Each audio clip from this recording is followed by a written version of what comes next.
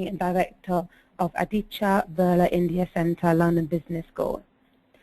Dr. Kumar has previously taught at Harvard Business School, IMD, and Northwestern University. Nirmala is an outlier among marketing professors, having accomplished the rare feat of publishing 6 articles, each in both the Journal of Marketing Research, which is the premier journal for marketing academics, and the Harvard Business Review, the premium journal for business practice. We have participants from all over the world joining us today, and we're looking forward to lots of interesting questions and discussions. Please post your questions throughout the webinar, and Professor Kumar will be happy to answer the questions at the end of the webinar. I'd like now to hand over to Professor Kumar to begin the webinar. Good afternoon, good morning, good evening, wherever you may be. So the format, as Leah has said, is going to be, I'm going to do a presentation on half an hour, and then after that I will take any questions that you all have. I'm going to start by saying that, this book, Brand Breakout, that is being released this week, is a project that started about 3-4 years ago, maybe 5. And it started very simply. My co-author, Professor Steenkamp, and I were having a glass of wine, and we were looking at the latest, one of these latest lists of the 100 global brands.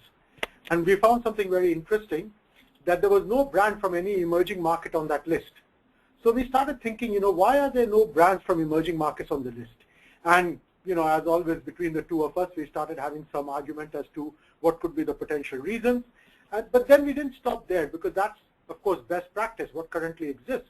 We started thinking about next practice, and we started thinking, do emerging market companies need to have global brands? Emerging markets need global brands, and would we ever see emerging market companies have global brands? And if they did so, how would they do so? So this is a project about that. So I want to start off by first, talking about the fact that, why will emerging market companies develop global brands? And to do that, there are several reasons why you would want to have a global brand from the emerging markets. The most obvious reason is the financial benefits that come with brands. As you know, in the emerging markets, most of the companies are facing cutthroat rivalry, low margins, and when you are a contract manufacturer, as many of the Chinese companies and the Bangladeshi companies and the Indian companies are, you operate on very low margins relatively. Compared to, if you look at this list in front which I have, which is one of many lists you can pick out of the global 100 global top brands, and I only show the top 25, you can see that the brand value here, just the value of the brand for Coca-Cola, is about $78 billion, and for Apple it's $77 billion, and so on. So there is, by having a brand, you create an enormous amount of shareholder wealth and capital, because the brand has incredible value, and even the 25th brand on this list is supposedly valued at $16 billion. So there are some financial benefits to having a global brand. But there's another issue, which is a push issue, and this is especially true for China, but not only for China, but especially for China, and that is that the model that China and many emerging markets have built, which is about exporting products based on manufacturing and production capabilities without having a brand, is under some stress. And the reason this is under some stress is because of the escalating labor costs. So if you look at this graph that I'm just showing, you can see that the urban wages in China over the last 25 years, from 85 to 2010, have gone up dramatically. I mean, this is a dramatic rise, right? So clearly, while China is still today a great production capital of the world, it is clearly the manufacturing hub of the world, the low-cost manufacturing has already started moving out of China to other countries like Indonesia and Vietnam and Bangladesh, because the wages are going up very fast, and of course by productivity increases you are able to compensate for some of the wage rise, but you can't do it for all. And of course this means that at some stage you have to start thinking, should we go up the value chain and start having brands. And finally, there is also the issue of that many of these companies that have now been in business in emerging markets for 20, 30 years as contract manufacturers have now more global ambitions. They want to have more brand power. They want to improve their management capabilities. They want to have some broader economic benefits, which is, what we call the country of origin spillover. By having great brands come out of a country, you improve the image of the country. just like LG and Samsung and Hyundai have done it for South Korea, and Toyota and Sony and Mitsubishi did it for Japan earlier. And there's a national pride about having global brands and not just being manufacturers for others. Why should all the global brands come only from the Western and advanced markets and not from emerging markets? As one of the Chinese CEOs who we interviewed said, that China must have a group of world-class enterprises which have global competitiveness and world-famous brands.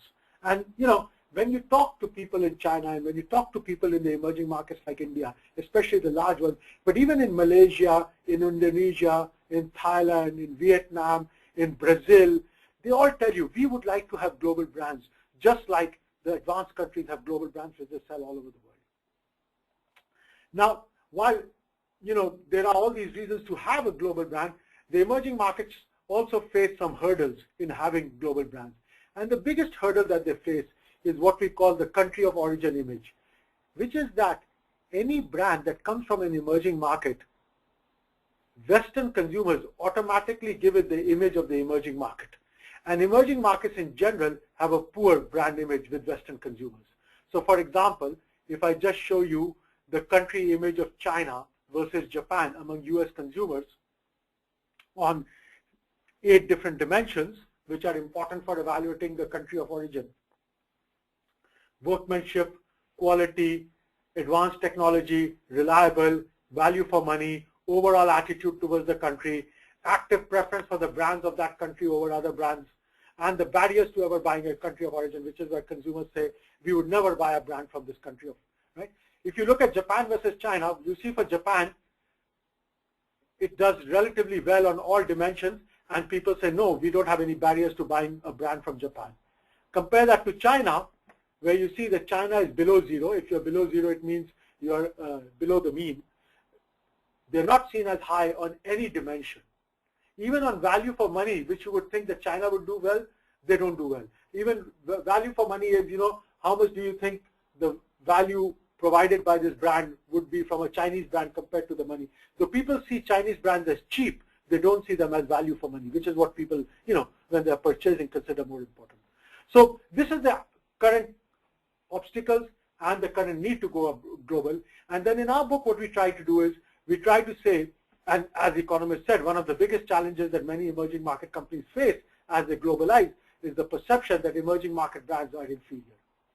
So what we try to do in our book was, and there are some other reasons which I won't go into, which also hinders. But going ahead, we started thinking, how can emerging market firms become globally branded companies? And how can they move from being OEM suppliers, which is original equipment suppliers, where I am producing for the global brands of others. So, I'm Foxconn in China, I'm producing for Apple. Or I'm a garment manufacturer in Bangladesh producing for Walmart. Or I'm a, automotive parts company in India producing for, the Bosch Siemens of the world.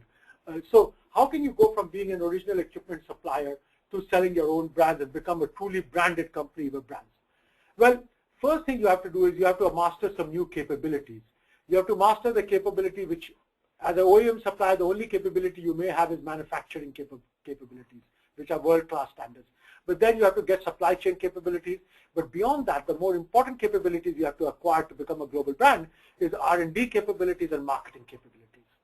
So there is a capabilities gap which emerging market firms have to overcome if they are going to become global branded. And then what we did was we tried to say that, there are what you call 8 different paths that emerging market companies can follow in order to develop a global brand. No company will follow all of these 8. They will generally follow one at any given time, though over time they may follow a second one. And there are only under certain conditions that this path will work.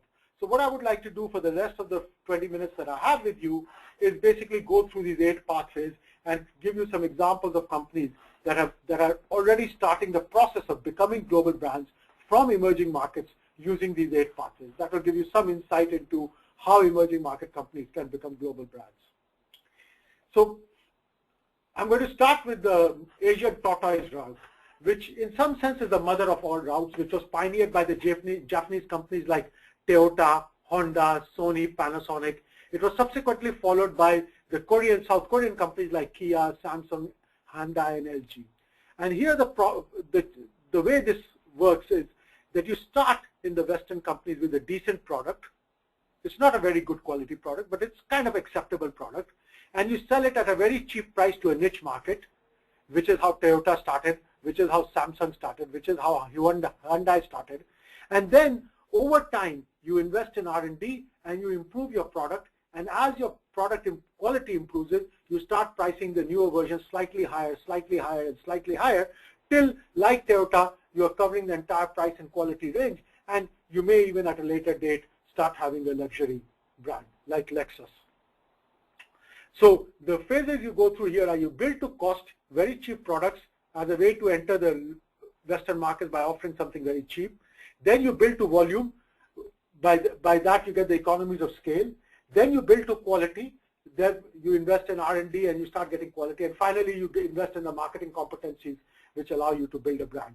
And there are examples of Chinese companies who are following this approach very well, like Pearl River Piano, which has 15% of the global market share for pianos in units.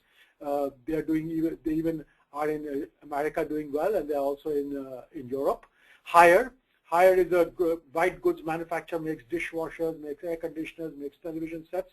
They have 8% they're actually the leading white goods manufacturer, which is, the dishwashers and the washing machines and dryers. They're the world's leading brand in that. They have 8% of the world market share. They are ahead of companies that are more famous like Whirlpool and General Electric and Maytag. There's Hisense also from China, which is in the TV industry, and they're all following this approach. You enter at a low cost, then you start improving quality over time, and you start moving up the price and quality vector. The second route is what we call the business to consumer route. In the business to consumer route, what you do is you're a business B2B player like Huawei is, like ZTE is, like Delance in the microwaves is. Delance, for example, in microwaves has 40% of the world microwave market share as an OEM manufacturer. As a contract manufacturer, the only thing that happens about globally with your products is your products go global. Nothing else goes global. You manufacture in China and you throw your products to those brands who buy your products from you as an original equipment manufacturer, but that's about all you do. When you become a B2B player, it's not only your products go global, but you have your people go global and your assets go global. So when you're Huawei and you're selling telecom networks across the world, you have your products go global, but you also have people and subsidiaries around the world. You might have R&D facilities around the world. You might have production facilities out of the world. You might have sales facilities around the world, which are also becoming global. So as a global B2B player, not only do your products go global, unlike a contract manufacturer, but your people and your assets also go global. Now, to add a brand for a B2B player, of course, is some challenging, because when you are a B2B player, the competencies you have in marketing are generally sales, limited distribution only to companies and to other corporates. So you need to add distribution and service capabilities for end users. You need to add innovation and design capabilities for end users. You need to get some consumer insight into these Western markets and advanced country markets, and you need to have branding and capability. And generally, how these companies go global, how these companies develop a global consumer brand, when you're a B2B player, is you go into adjacent categories. So I'm Huawei and ZTE. I compete in the telecommunication network equipment business.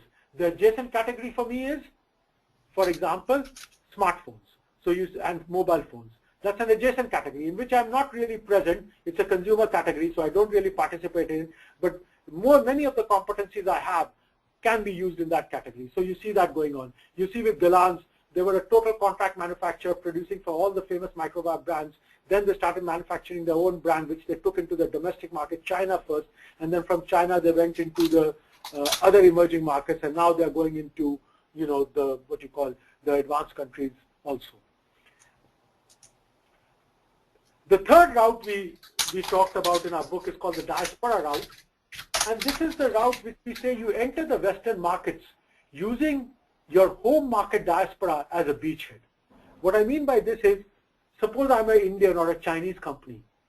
I cannot afford to build a brand with Americans. It would be just too expensive. To build a brand in America or to build a brand in the UK would be way too expensive for any emerging market company. So what I start doing is I say, okay, why don't we do this? Our brand already has some familiarity with the Indians or the Chinese living in America and the UK. We first sell to them. Once we sell to them and we establish a beachhead in the host country, then we can start going from this beachhead to the people of the host country, the locals. And so you start seeing this, and a number of interesting brands are doing that. HSBC did that originally and now is a global brand. But you are seeing brands from Bangladesh like Pran, brands from Mexico going into the US like Bimbo. You see Jollibee Foods going from Philippines to other countries like Hong Kong and USA. You see ICI, Reliance and Dabur from India. You see the Islamic Bank of Malaysia all using this approach. And of course, the Indian and Chinese companies have a big advantage in this because they are the largest diasporas all over the world. As you can see from this map, you have millions of Indians and Chinese who are living outside their country. So they can be used as a beachhead to attack the Western markets. For this strategy to work, you must have a brand with broad appeal. So for example, if I'm trying to sell Bollywood to the locals in America, that is going to be a hard sell because the Bollywood product is a very unique product which only appeals to Indians and perhaps to some other neighboring cultures, but is not one that is going to work well with the larger Western masses. Whereas ICICI Bank is a brand with broad appeal because, they offer high interest rates for fixed deposits. Well, yeah, that appeals to everybody. So you need to have a brand with broad appeal for this. You need to have a critical mass of diaspora. For example, in the UK, you have a lot of Indians. If the diaspora in a country is very small, then of course, you don't have a big enough. Sorry, it was my mistake, sorry. There must also be a good geographical distribution of the diaspora in the country so that you can attack from the beachhead different nodes. And then finally, the socio-economic profile of the diaspora must be interesting because if the diaspora is seen as very low status in the host country, then it's not a very good beachhead because it doesn't have demonstration capability towards the larger local natives. Hi Namala, sorry, it's Leah here. Some of the delegates logged on to the webinar said are complaining of loud typing in the background. There's nobody typing in the background. Must be from your end, not from my end. No, it's just me in a silent room. I can hear it in your end. It seems to be some kind of background noise, paper rustling or... Nothing. Okay. There's nobody in my room. Oh, okay. Maybe it's just a bad line. Sorry. It may be a bad line, but there's nobody in my room. Okay. Yeah.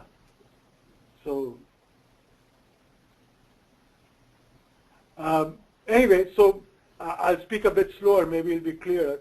So from the home country, you establish a beachhead in the host country, and then you look for nodes. Here's an example of a company that's done that, Dabur.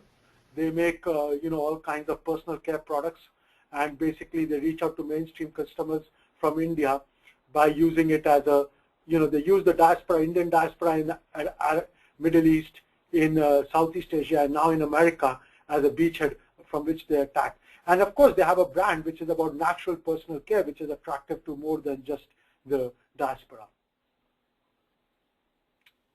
I'm going to skip this slide. The fourth route is a route which is very popular, which is called the brand acquisition route. The brand acquisition route is basically the easiest route in some sense. If you're not very patient about building your own brand, well, the easiest thing is to buy a Western country brand. And of course, you are seeing this happen all the time. Indian, Chinese, Brazilian companies, Middle Eastern companies are buying brands of Western brands, which are very famous brands, because they have the cash today. Also, the Western brands are under some stress, so they are at low valuations. And you see Lenovo is an example of having done that. Tata Motors has done that with buying Jaguar and Land Rover. Geely has bought Volvo. Bright Foods has bought Weetabix in the UK. And here I give you some examples of the so many famous Western brands that have now fallen to companies in emerging markets.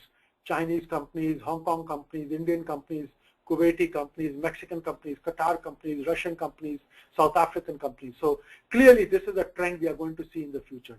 More and more Western brands falling to emerging markets. The big question then that becomes when you take over a Western brand is, do you want to keep the Western brand or do you want to move the Western brand to your own brand? And Lenovo is a very interesting example because they bought the IBM ThinkPad brand, and then over time, within 3 years, they basically moved all the IBM ThinkPad brand to the Lenovo brand, and moved away from Lenovo. And they did it in 3 steps. First, they bought the IBM brand, and they kept the IBM brand because nobody knew Lenovo, to make sure that they don't lose the sales. In the second step, they kept the ThinkPad brand, but they started saying buy Lenovo and initiating the Lenovo, what you call link from Lenovo to ThinkPad. And then in the third thing, they actually started emphasizing Lenovo and slowly removing the ThinkPad brand. And they've been very successful because today, with HP, they are the largest PC brand in the world. And they basically have dropped the ThinkPad brand.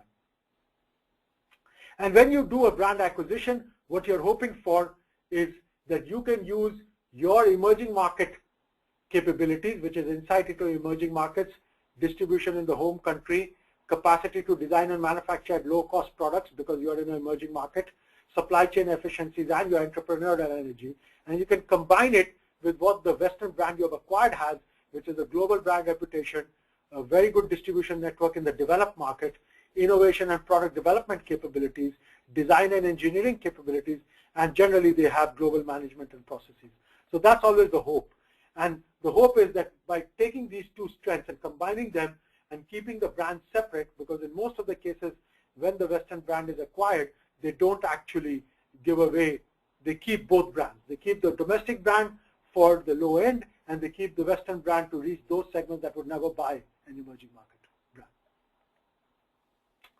The positive campaign route says, listen, we understand that in general there's a negative country of origin association with emerging market brands, but you know what? How do we overcome this? And companies, and Chinese and Indian companies, as well as companies from other parts of the world, emerging markets, are doing some very interesting things to overcome the negative country of origin association that Western consumers would have with a brand. For example, they select a brand name that disguises the country of origin, or even invokes a favorable country of origin. So Stella Luna, when you look at it, you think it may be an English brand or an Italian brand, but it's actually a Chinese brand. It's a way to, disguise the country of origin. Here's Pearl River Piano. They have developed a new brand called Kersberg. And when you read the story over here, it looks like it's a German brand, but really it's a Chinese brand, because they realize that there's some Western consumers who would never buy Pearl River Piano because it's just too Chinese. So they said, okay, we'll develop a different brand which sounds German, but basically is of a Chinese brand. So you're disguising your country of origin in this case. You see, even the website picture looks like it's from Germany rather than from China, with a German castle in the background. The other way people are trying to do is, they're saying, okay, in general, the country of origin may be negative, but do we have 1 or 2 things which are positive about our country of origin? So Herbalist is a company brand which is now going global, which says, listen, in general, people think of China negatively. But even some Westerners, not many, but some Westerners can be sold on the point that China has a very deep understanding of beauty, which has been there for centuries. And there's a unique Chinese conception of beauty, where in the Western world, people believe if you look beautiful, you feel good. In the Chinese culture, if you feel good, you look beautiful. You will project that on your face. So Chinese beauty is a deeper beauty, and it's more natural in this. So Herbalist is trying very hard with their Herbalist brand and the Shanghai Weave. These are the 2 brands they have. With this to say, we are going to tap into this need for a more deeper beauty, which is internally driven, which is based on natural resources. And they say, natural things rather than a chemical solution. And they say, we know that this market is perhaps only 5 to 10% of women in the West, older women above the age of 30, more educated, who are slightly disillusioned with the chemical formulations of the Western brands. And so that is the market that they're trying to target. So they're focusing on one favorable nugget, which some people do believe about their country of origin. Offered extra guarantees if people believe that your product is poor quality because you come from China or from South Korea. So you just offered a better guarantee to explain to people that we could not give this guarantee if we really did not believe we were the best.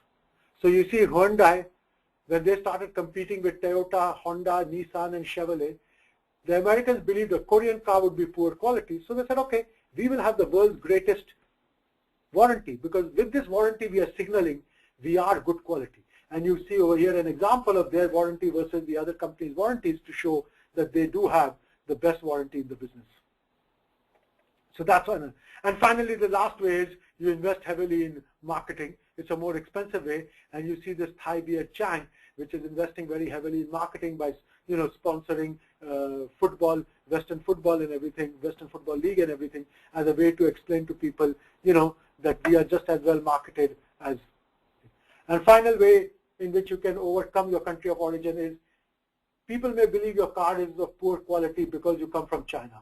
Well, can we use some other way to get them to feel it's good quality? And emphasizing aesthetics is one way. So if you see this car, it's a Chinese car, but you know what? It looks exactly like a Rover, because this company, they bought Rover, this Chinese company bought Rover and bought their design capabilities, and they knew that one of the barriers for people buying Chinese cars overseas is the fact that the thing is from China, it'll be poor quality. They said, okay, so why don't we at least aesthetically make it look beautiful, unlike the usual Chinese cars. And China, 20 years ago or 15 years ago, would be exporting something like 100 cars a year, and this year they're going to export more than 1 million cars a year as China. So it's become a major car manufacturing country. The positioning on positive cultural myths. While the overall country of origin may be negative, there are Western consumers do believe some things about emerging markets, very specific things are very positive, like silk from China, yoga from India, the unparalleled biodiversity of Brazil. And can you take your brand and position it on those things? And several brands are trying to do this by, developing and communicating and reinforcing the brand meaning by saying our brand is emphasizing this part of our emerging market. And for that, you have to have an attribute of the country which is globally recognizable, which can be credibly linked to the home culture, which has not been claimed by any other brand and is relevant for the product category. And one of the best examples of this I'm going to show is this company called Havaianas, which is a flip-flop company. Now, if there's one thing Brazil is known for, is sun, beach, fun. So they have taken this very cheap flip-flops, which used to be a very cheap flip-flop, and made it a designer brand. And it's now being worn by celebrities and everybody, and you can go to Oxford Street in London and buy a Havaianas. And some of their Havaianas can sell for as much as $200 because they'll have some Swarovski diamonds on it. And basically what they're tapping into it is the Brazil, everybody across the world believes Brazil is about fun, about dance, about salsa, about beach, and all their communication, brand communication is around that. The natural resources route, a lot of the emerging markets sell a lot of natural resources. The problem with selling natural resources is you sell it as a commodity. You're a price taker, not a price maker. How can you brand natural resources? And this was one of the things we thought was very interesting, because if you look at a country like France, they have done one of the greatest job of this. They have branded their natural resources so that everywhere else is sparkling wine, but champagne can only be called champagne if it comes from the Champagne region in France, or camembert cheese can only be called camembert cheese if it comes from Normandy. So we tried to say, why can't emerging market brands start doing that? Why can't Darjeeling tea be made into tea, into a natural resources brand? And there are some very interesting examples of companies that are trying to do this. And in our book, what we try to do is we lay out a process for doing it. Studying the French brands and the great Italian brands who have managed to brand natural resources like Parma ham or Parmesan cheese. We said, to do this, you need to have 4 steps. You need to have a defined geographical region, which is very tight, which is marked as unique, which has some myths to emphasize the quality. You need to specify a production and process which is transparent, which raises entry barriers for others to come in. It has to be a very elaborate production process, which may not be necessary for quality, but helps to imply quality in a very elaborate. And you have to have some authentication process to make sure that it comes from that region. It has followed the production process, which is an independent authentication body. It has to have regular audits. You need to give seals of approvals. Otherwise, you can't sell it with that brand. And then you need to have some international branding around it by protecting that geographical area, by going and having a campaign around that so that you develop it into a global brand. And I think there is a huge potential for emerging markets to follow this process and follow in the footsteps of the French and the Italians. And here's an example of Premier Dead Sea Cosmetics, which comes from Israel. And basically, the Dead Sea water is supposed to be unique in the sense that it has very high mineral content and salt content, and it is said, there's a myth that even Cleopatra's beauty was because she used the therapeutic powers of the Dead Sea to, help her skin glow. So the Dead Sea cosmetics, they sell for $200 for a small jar, and they basically have positioned themselves, and the Dead Sea is, a very small geographical area which has been having mutts around it for years, for centuries. So, you see this, we can do this with, Darjeeling tea, with Scotch whiskey does it for Scotch whiskey. Man, whiskey comes from all over the world, but only Scotch whiskey is prized. Ceylon is trying to do it with pure Ceylon cinnamon. They have just registered this as a global brand. The last pathway we had was build national champions, whereas the government or the state sponsors building of global brands. Short story, since I'm running out of time, is to say most countries that try to follow this approach really fail. Very few success stories of state-sponsored companies building global brands. I know states love to do it. I know governments believe they can do it better, but most of them tend to become national basket cases, losing a lot of money and not building a global brand, known only for their poor quality. So, but there are a few success stories like Emirates Airline, but they are very few. So, we would not advise this route except under very specific conditions where the company is run based on a market orientation, where the top management is hired on professionalism rather than bureaucratic and political connection, where worldwide learning is encouraged, where if you're going to have a state champion, allow them to compete openly in the domestic and foreign markets so that they become competitive, they invest in innovation, and they don't become lazy and fat. You enter foreign markets at an early stage to show that you can compete in more than just the protected domestic market.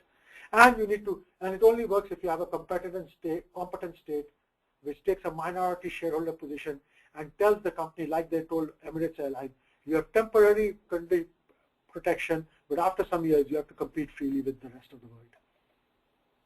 So that's my presentation, and I'm sorry if it wasn't the clearest on the internet and this web phone, but I'm happy to take any questions.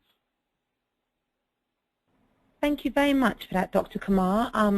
I've got a couple of questions which some delegates have sent through, so I'll just begin with those for now. And if anyone else has any questions, please feel free to send them on to me. So the first question I have, Dr. Kumar, is why do you state that R&D is an essential capability for developing a global brand? Because to be a global brand, you have to have three things. You need to be unique from whatever other brands are offering. If you need to be unique from and you need to be credible and relevant. But let's just go on the unique because that's the most important for the R&D question. If I'm going to have a global brand, already people have brands all over the world. They're consuming that category in any case.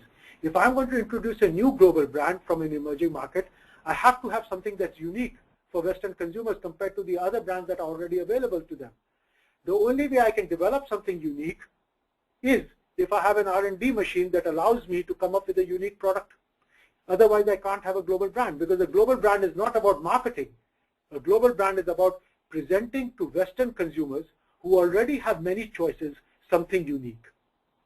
The only way I'm going to develop something unique if I invest in R&D. Thank you very much for that answer, Dr. Kumar. Another question.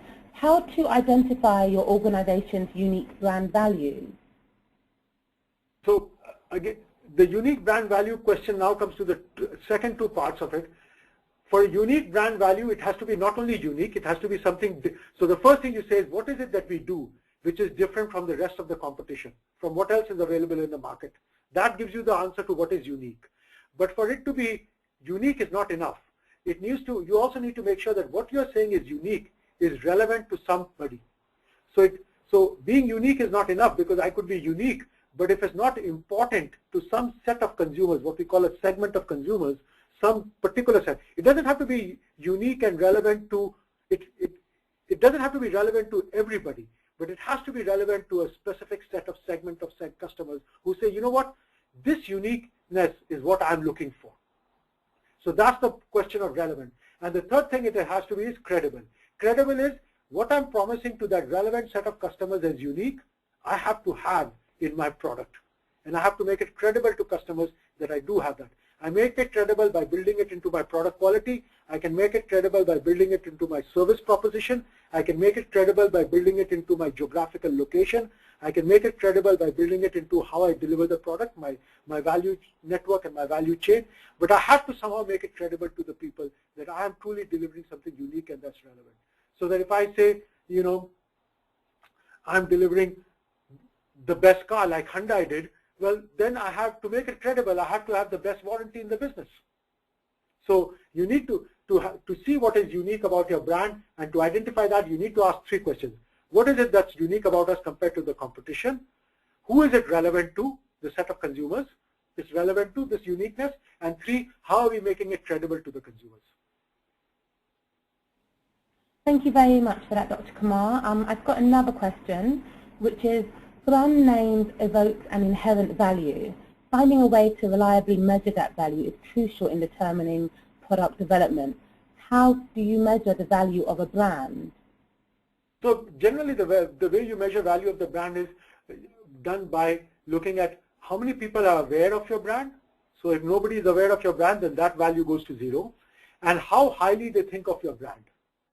So generally most brand valuation studies are a combination of awareness of the brand multiplied by how highly consumers who are aware of it, think of it. If people who think very highly of the brand, but very few people are aware of the brand, you can't have a high brand value. On the other side, if many people are aware of it, but they don't value your brand highly, then you can't have a high brand value. So brand valuation and making an assessment of brand valuation is done on 2 dimensions: awareness of the brand and how highly, how prestigious, how workmanlike, how good quality people think of your brand. Thank you very much for that, Dr. Kumar. I'll read out the next question, which is, why did Japan succeed in global branding and China not? Well, the answer to that is that it's not that China has not succeeded. China has just started trying for the last 10 years. China will be more successful than Japan in global branding in the long run because they have a bigger domestic base of market. There are more brands coming out of it than Japan did. So if 40 years ago I would have told you Japan will have a lot of global brands, you would have said no way. If 20 years ago I would have told you Korea will have global brands coming out of it, you would have said no way. So just like that, today, if you say I will have global brands coming out of China, you say, well, they have not succeeded. But the thing is, they've already started on a process. They have thousands. One thing you have to remember: China is the only emerging market in the history of mankind that has had, as an emerging market, world-class production capability. Because most of the time, when Japan and when South Korea started the process of building global brands, they didn't even have world-class production quality. But China, because of the global outsourcing of production to China, already they have thousands of companies in China which can make world-class products. They are making it for other global brands. Some set of these world-class manufacturing companies, let's say even if there's only 1,000 of them in China, though there's more, but let's assume there's 1,000 of them who are manufacturing for other global brands today. Let's say 100 of them decide over the next 10 years, instead of just manufacturing for other people, we are going to develop our own global brands. And let's say out of those 100 who try this, only 10 succeed, which means in the next 10 years, you'll at least see 10 global brands coming out of China. So that's the reason why you will see a lot of global brands come out of China. So to say that there's no global brands out of China, firstly, it's already wrong because there are global brands like Hyatt and Pearl River Piano, even though they may not be top of the mind for Western consumers as yet. But I have little doubt that in the next 10 years, just like you saw Hyundai, LG, Samsung, Kia come out of Korea over the last 20 years, in the next 20 years you'll see a lot of Chinese brands come and become global. Thank you very much for that, Dr. Kumar. Another question, and that is, will we reach the point of reverse listing type of acquisitions, i.e. a Western brand buying a Chinese brand because the Chinese brand is more valuable than the Western brand? It's not about more valuable. By the way, Western brands are acquiring emerging market brands like nobody. You know, every day you can read in the press some Western brand has bought some Chinese brand or some Indian brand or some Brazilian company. You know, Corona from Mexico has just been bought by Heineken. You know, and the reason they are buying them is A, because they want to have some local brands. In a global Western brand portfolio of the big companies, you want global brands, but you also need some local brands.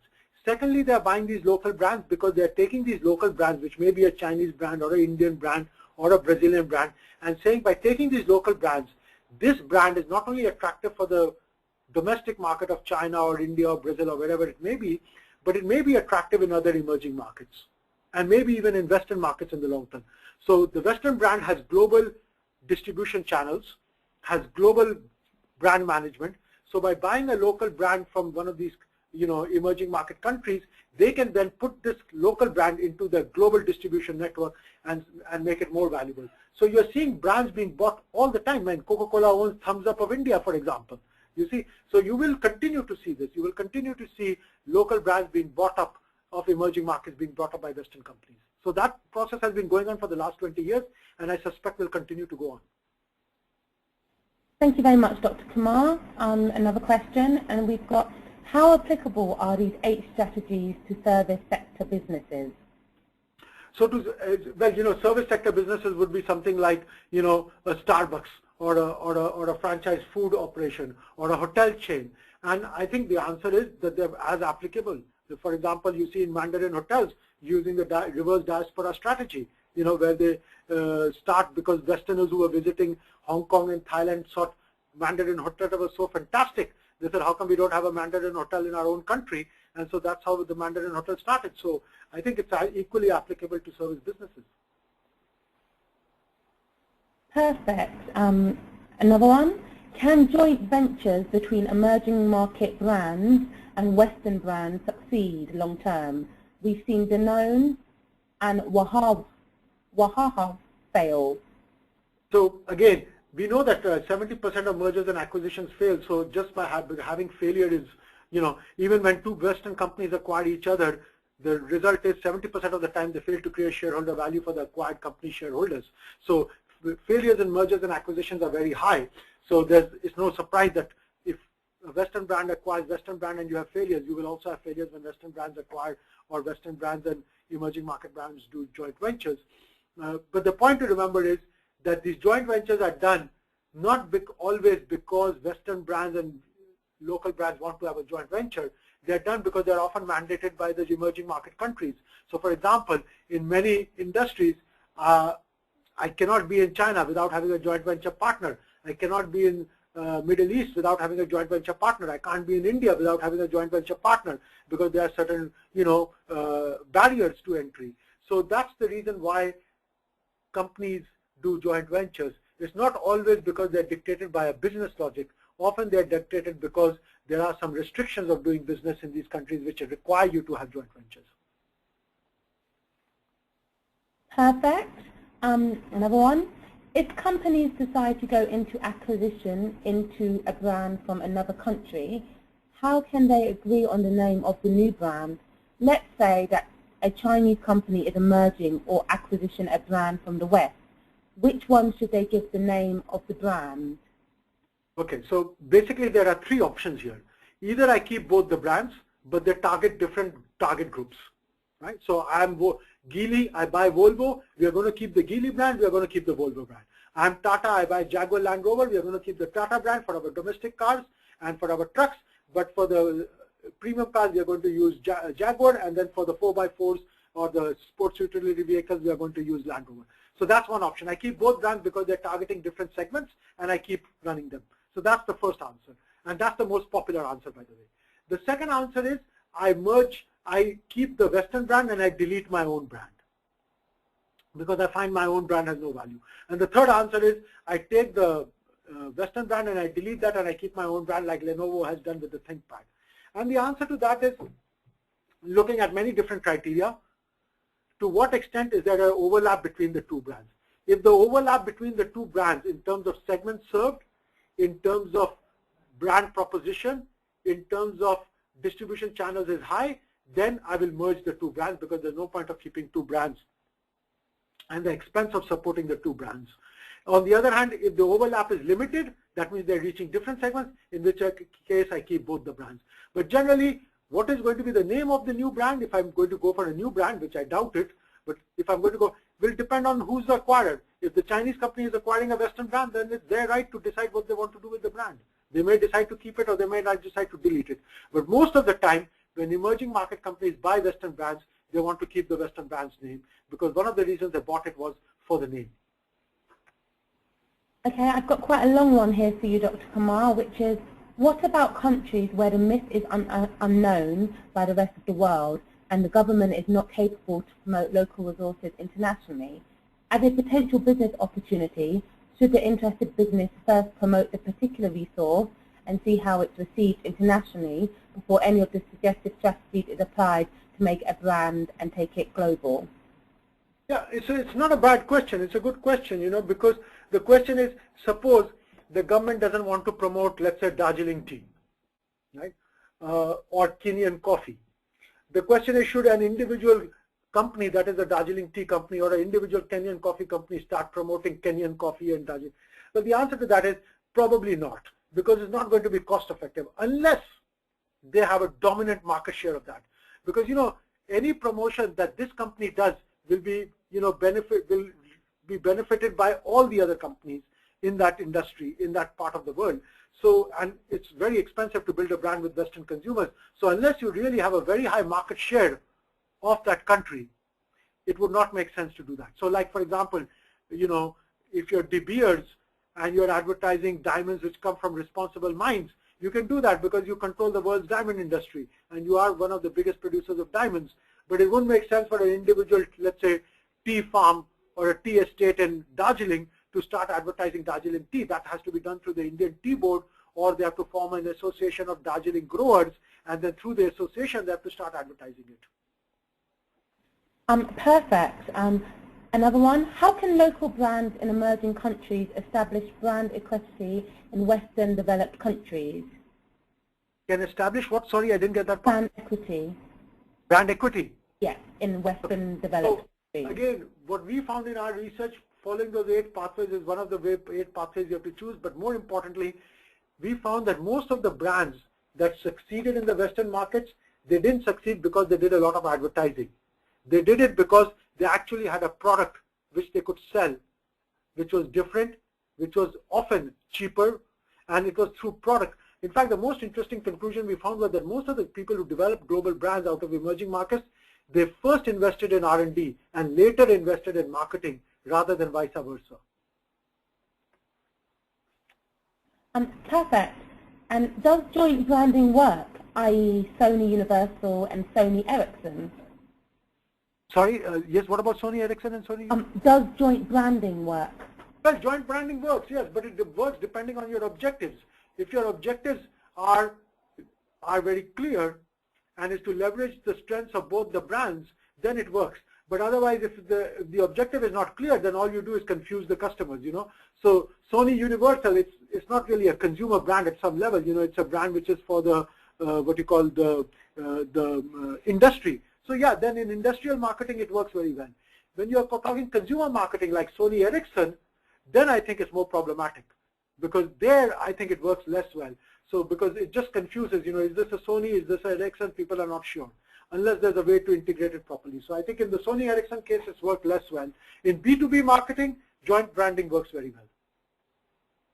Perfect. Another one, when you describe the brand COO, will your brand not be deemed a counterfeit after the brand COO is discovered? Well, it depends. You know, they're not saying they're German. They're not saying they're not Chinese. But it's just that, you know, for example, Nokia. When I ask consumers around the world which country does Nokia come from, the #1 answer given is Japan. So do you think Nokia is a counterfeit brand? Because it actually does come from Finland. But most consumers around the world think Nokia is a Japanese brand because the name sounds Japanese to them. But you know, Nokia doesn't bother about it because they say, you know, coming from Japan as an electronics brand is not bad. So I don't think so, unless I'm actively trying to mislead consumers, which of course at some level it's marketing, you know, I mean, it's a branding exercise. Perfect. Another one. Which will be the first global technology standard that will come out of China or India in which industry? I don't know the answer to that. I have not studied that question. Sorry. That's fine. Another one. The perception that brands in emerging countries have a low price, is that a barrier for luxury brands in emerging countries to build their brands in developed countries?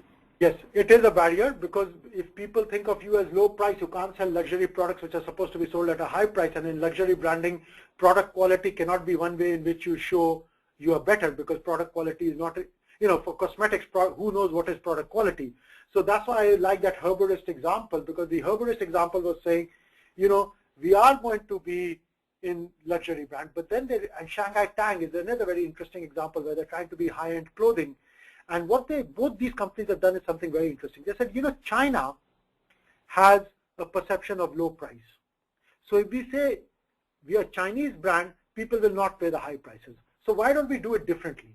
Why don't we brand it instead of as Chinese, Shanghai? So Shanghai Tang, Shanghai Weave is the luxury brand of herborist. Because Shanghai, does evoke images of being a modern, cosmopolitan, on-the-move country.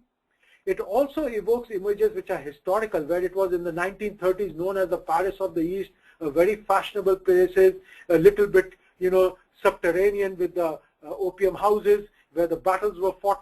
So these Chinese companies that are trying to enter the luxury market like Shanghai Tang and Shanghai Weave have chosen purposely to use Shanghai rather than China, so as to evoke the city, cosmopolitan city country of origin rather than the country of origin. So that may be one way to overcome that problem. But the questioner is right. If they're seen as a Chinese brand, then to enter into the luxury market will be harder.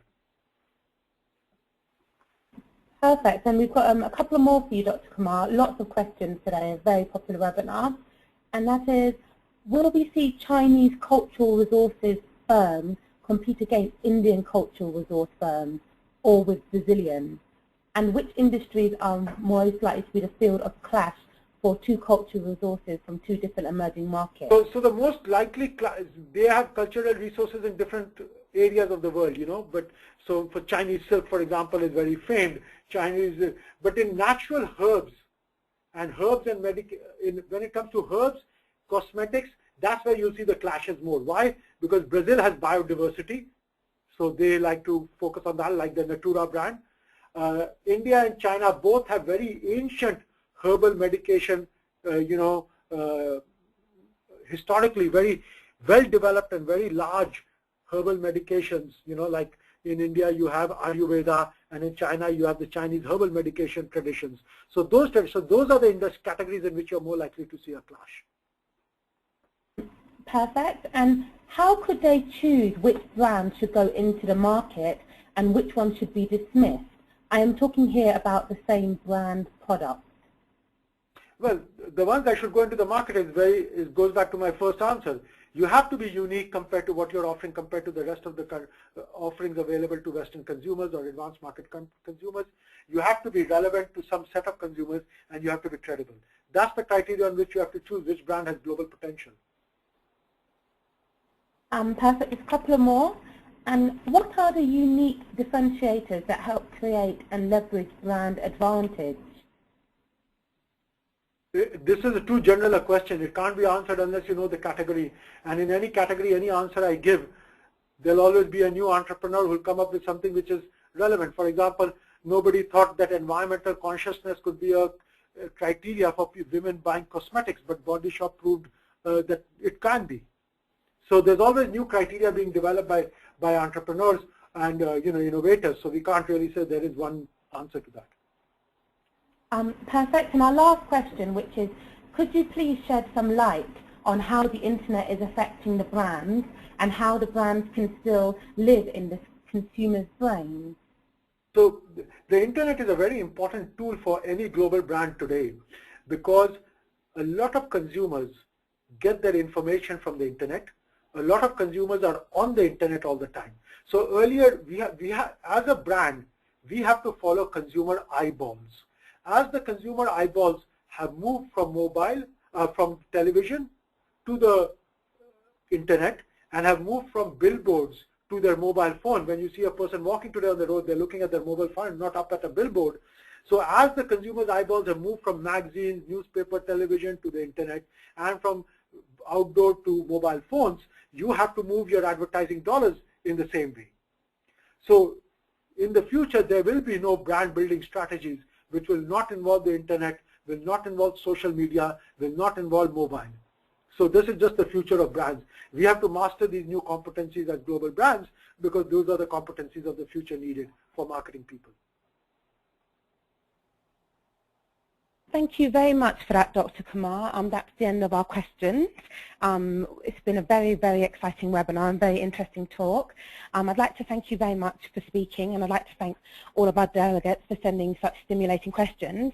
I'd like to hope that everyone joins us for our next webinar on the 3rd of July at 1 p.m. where we hear from Professor David Grant, Professor of Logistics and Director of the Logistics Institute at Hull University Business School. So thank you very much, Dr. Kumar. Thank you very much. It was my pleasure. Okay, thank you very much, everyone. Enjoy the rest of your day.